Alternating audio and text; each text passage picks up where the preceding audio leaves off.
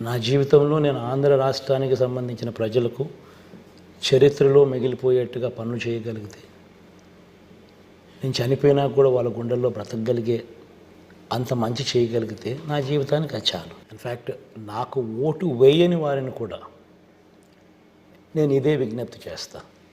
అంటే నాకు ఓటు వేయకపోవడానికి వాళ్ళకున్న రకరకాల కారణాలు ఉండొచ్చు. కులం కావచ్చు, వాళ్ళ పార్టీల అఫిలియేషన్ కావచ్చు, ఏదైనా కారణం కావచ్చు. బట్ వాళ్ళందరికీ కూడా నేను విజ్ఞప్తి చేసేది ఒకటే, ఒక్కసారి మీరు ఇంటికి వెళ్ళండి, మీ భార్యతో మాట్లాడండి, మీ ఇంట్లో మీ అవ్వాతాతలతో మాట్లాడండి, మీ ఇంట్లో ఉన్న మీ పిల్లలతో కూడా మాట్లాడండి. చిన్నపిల్లలు కదా, ఓటు లేదు కదా అని వాళ్ళను పక్కన పెట్టద్దండి. వాళ్ళ అభిప్రాయం కూడా తెలుసుకోండి. ఇంట్లో ఉన్న